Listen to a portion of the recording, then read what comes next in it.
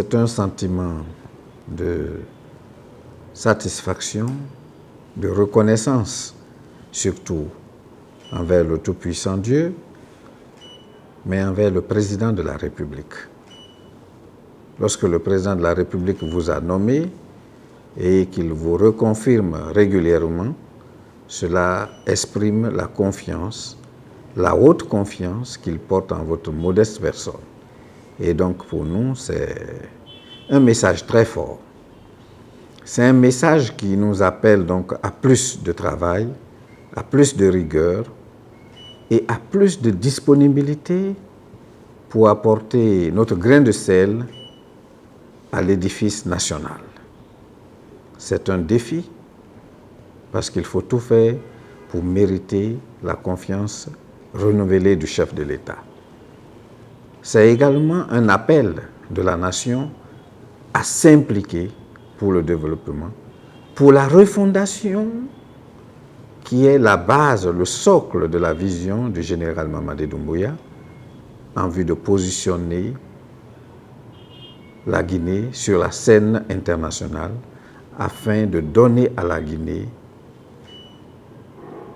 sa coloration panafricaniste d'hier, de faire de la Guinée cet État très fort, pionnier de l'indépendance, des indépendances africaines.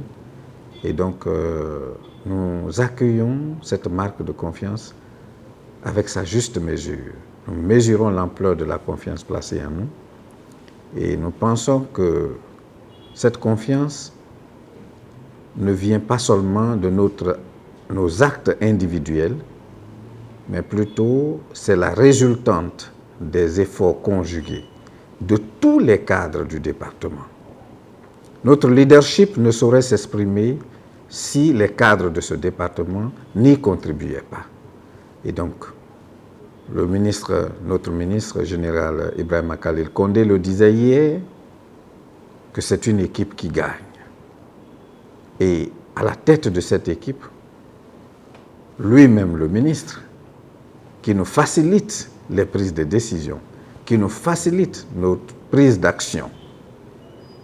Et donc, c'est grâce à cela, la facilitation qu'il nous accorde et le soutien des collaborateurs que vous êtes, que nous arrivons à égrener les résultats qui font que le président de la République nous fait confiance.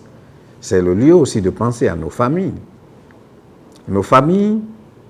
qui acceptent de nous voir entrer tardivement, qui acceptent de ne pas nous voir toute la semaine sauf le week-end.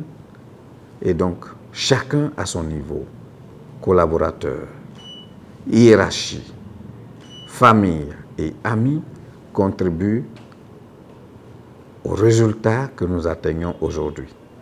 Nous profitons donc de cela pour remercier M. le ministre, remercier le chef de l'État, renouveler notre engagement à servir la nation conformément à la vision du président de la République générale Mamadi Doumbouya, mais également tendre la main à tous nos collaborateurs pour que nous puissions ensemble écrire cette page de l'histoire de notre pays.